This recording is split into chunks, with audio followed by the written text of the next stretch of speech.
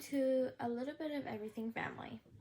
So my mom is going to discuss about how unique our family is.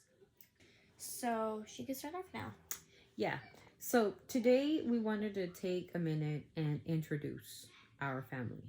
Um, our family is a very diverse family. It's unique because there's some diagnoses in the family. I've talked about this in the past, and I wanted our listeners or the people who look at our videos to know and understand that we're not a typical family.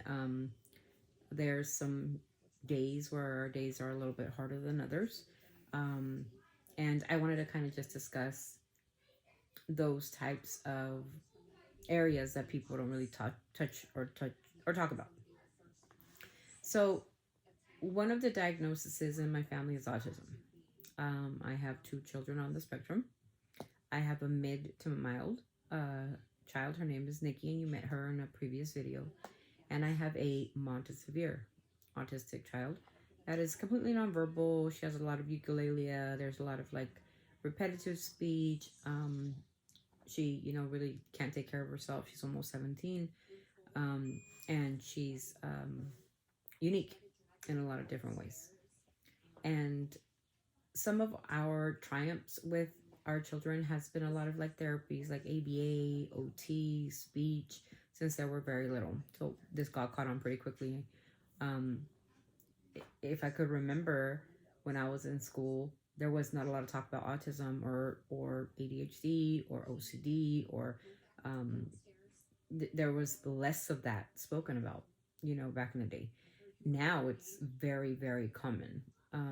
As you know, I'm getting a PhD in inclusion, and the reason why I decided to go that route is because I wanted to know everybody's perspective, both organizational leaders, lead teachers, administrative staff, their perspective on inclusive classrooms and how they're being treated today. I got feedback since I'm doing my dissertation and I'm almost done, which really was surprising and kind of like heartbreaking in a way, heartbreaking. One of the feedbacks that I got was organizational leaders today in the public school systems, especially in the public school systems, still continue to segregate children with special challenges. What does that mean? It means that they will separate the child from other kids. And we talk about how yesterday, it's a fun fact, funny story, that I was on the phone with a doctor. And, when another diagnosis that's in my family is scoliosis. One of my daughters has scoliosis. And we wanted to help her to kind of subside with her anxieties about how my daughter has been through a lot of surgeries. And she has been through a lot of doctor's appointments, etc. And she gets a little anxious now when she has to go to the doctor. So I wanted to help her now as a soon-to-be doctor in the next, 8 weeks. I wanted to help her to get her counseling. And this doctor that I got a hold of was extremely rude and unempathetic to the situation. Instead of fixing the problem, I think she amplified the problem. Why do I say that? Yeah, I think so. Emmy was there and Leslie was there and I was there at her appointment. And because I said to her, and this is where a lot of parents might, that might come along our channel and say, I went through that, you as a parent want the best for your child. I explained to the doctor that I and Emmy will talk a little bit about her educational journey, and I'll let her do her talk right now. But I, as a parent, educate my children because it suits our family.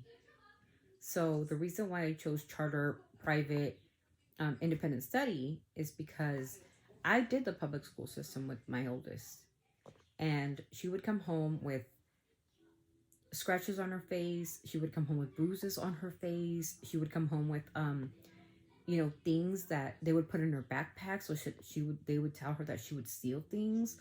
And it really upset me that one day, I'm kind of getting off topic, but you need to hear this.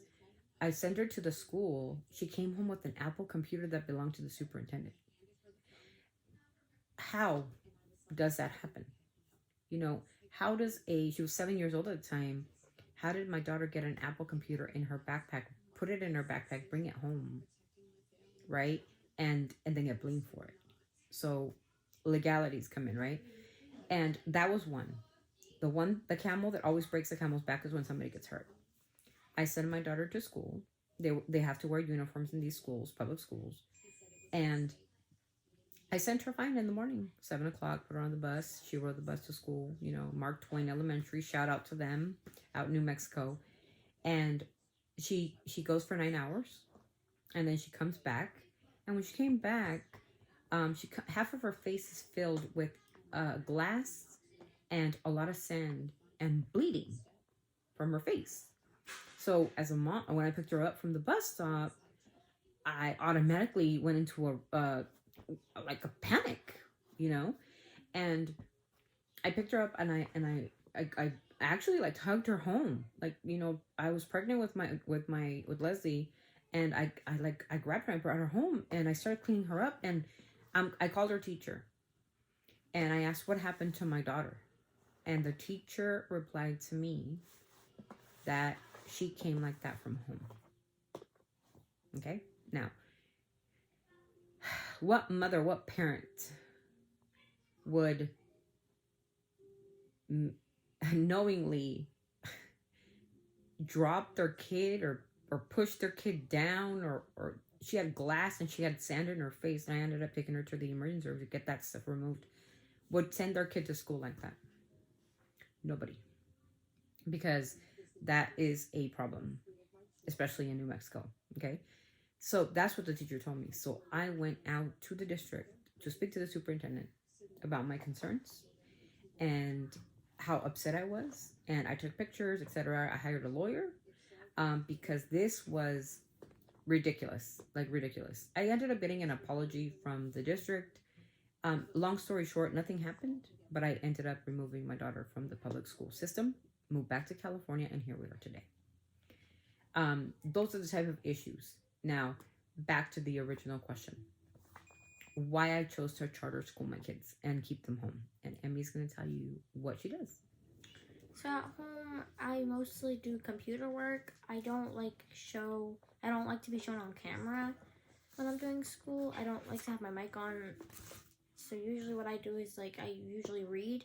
It will tell me answers that I would have to do correctly. And we usually push us up at maybe 2 weeks ahead, so that we are not super late on work, because sometimes we will be very late on work. So we will have to push ourselves forward, which we do. We usually do 2 hours of schoolwork, which we get A's, we get B's, we can get C's. But because sometimes the answers, me and especially in 6th grade, the answers they don't look like they're 6th grade questions. So let me intercede. So in charter school or in online learning, especially at this charter school, she's actually not a 6th grader. She's actually an 8th grader. The reason why the state decided to do this is to see and test and push their limits. So actually, Emmy is doing 8th grade work and not 6th grade work. Continue. So, because I've always thought that I was just in 6th grade. Because I was like, why is my work so hard? Because usually in 6th grade, you could be learning small divisions. And most of my math questions, they're very hard. They're, geometry, algebra. And science especially. Mm-hmm. Science is a really hard school homework to do. Almost like physics, yeah. Almost like physics. I think history was the best one, because you get to learn about countries, states, and then we can do databases, which are awesome. They're the most easiest things to do in homework. And they're not that easy. She says they're easy because she likes history, but they're actually not that easy. She has to learn about GDP per capita. She's got to learn how much people make per day. She's got to learn about the cultures. The area. Yeah, the area of the country. She does this on a database, so she does it on Excel, where she's filling out cells of all this information on one document, and it takes her about an hour. About an hour to do it all. So let me just tell you, Emmy is a straight A student on all 4 core subjects, and she does amazing. But it is very difficult work. Now, when people talk about, now back to your original, thank you, Emmy, for telling us a little about your charter and how hard it is. Back to the question about when I went to the doctor with my daughter, they told me that the reason why Leslie was having anxieties is not because of the surgeries and the amount of time she goes to the doctor, etc. Even though this just happened, right? The anxiety started just to happen. They told me it's because she needed social interaction. I'm all for social interaction. We have a neighbor who they play with. His name's Nathan. Beautiful little boy. They play together, have play dates together. Emmy has online friends that they do one play date a month, where they go to the park or they go to like the zoo or wherever they want to go. And they interact together. They talk every day like we do here. And that's the friendships she develops. And so does Leslie. And so Nikki and Savannah not really, because they're nonverbal. A little bit different for them. And Alex is a little bit more shy. My son you'll know he'll still a little bit bright, but he's 7. And he's barely learning this whole, interaction with people. And he's kind of afraid of social media because of what people are doing to themselves. Yeah, so social media is a huge, huge issue, in my opinion, for children. I do not let my children have TikTok. That's a personal choice. We used to own it, but then I got banned, and my mom thought, there's a lot of little kids on there. How come I was the only one that got banned? Because there was like one 12-year-old on there. She was famous. I think her name was like Layla or something like that. She would do like cute dances and like get ready with me or something. And I was the one that got banned, even though there's a lot of kids on there, which I didn't know why I was banned for. And a lot of like misinformation is being told on social media. We ran across, me and Emmy were going through Instagram, and I have an Instagram account and she has an Instagram account, and Lizzie has an Instagram account. If you guys go follow us, it's in the description. But I do just a bunch of like crazy things. That's my outlet. I don't post. She hardly posts. Leslie posts every day about her scoliosis journey. Let me tell you what we found. So there is a woman on there who claims that she was cured. Her autism was cured. And which blows our brain cells. Because at the age of 12, Emmy has learned that Savannah has had some really difficult struggles. Yeah, which we will discuss in one video later, that has to deal with abuse from a professional. That has to do with the company, and I will exploit that company. I will show the name. I will tell you guys what happened. I'll insert videos of what happened. And that company never got reprimanded for what they did to my daughter. So when people tell me on social media, right, I'm cured. This happened. I had a professional, another PhD, another colleague who came on with me, and we had a conversation. Right, an actual PhD who actually deals with psychology, and she said, man, that is the poster child for autism, right? There is not one thing wrong with that woman, but using the autistic diagnosis to get things from other people. That is completely something I'm against. And I've talked to my daughters about it, my kids about it. Don't ever think that everything that looks like gold is gold, because it's not. Okay, it's just covered in it. And a child with autism, it's not a disease to get cured. It's a condition that needs treatment. It's a treatable condition. It's a condition that deals with behaviors. Can it be slowed down? Can it be helped for you to cope with your behaviors? Yes. But can it be cured? No, it's not a disease. It's not cancer. It's not diabetes. It's not heart conditions. You don't cure it. You cope with it and treat it. Right. So she knows a lot about it. We read a lot about it. Trust me. Yeah, we do.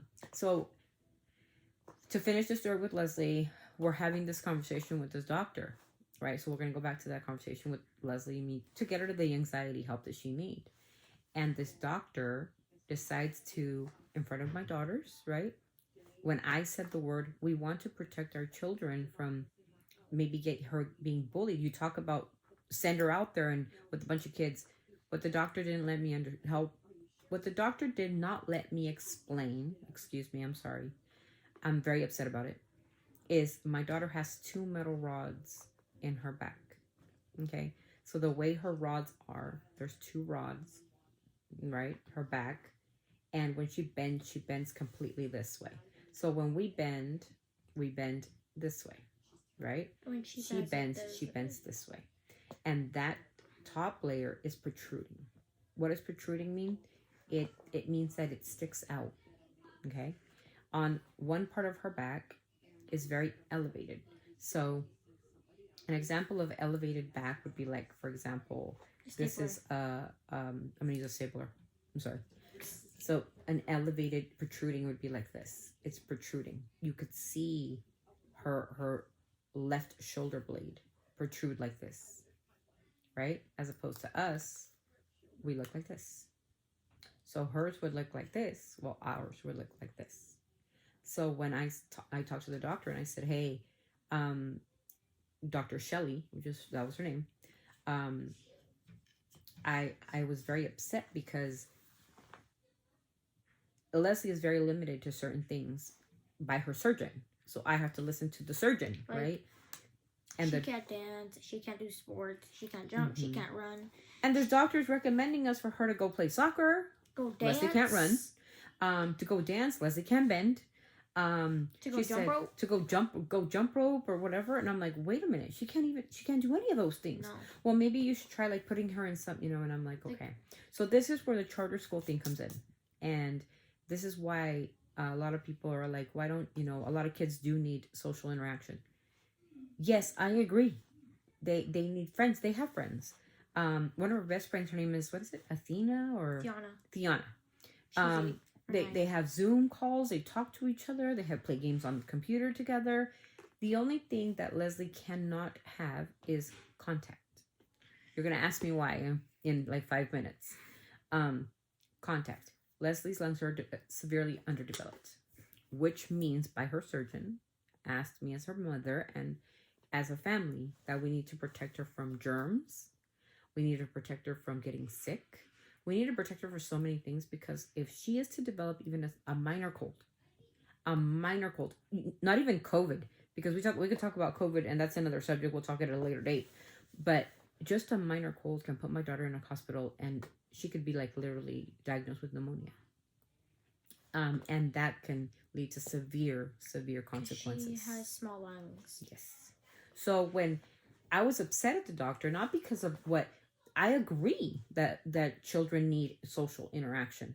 I agree that we need, but when there's kids out there who are mean. Exactly. There was one day we went to the store, went to Dollar General, right? We took him shopping to Dollar General, Walmart, whatever. We went to Dollar General and there was a little kid, probably about her age. And she was wearing a top that, showed her back. Mm-hmm. And he goes up to, I can hear him talking to his mom saying like, what's wrong with her back? And my daughter heard, right? And at this time, maybe Leslie's about 8, 7 in there. And she asked me like, Mommy, who is he talking about? And I'm like, oh, I think he's talking to his mom.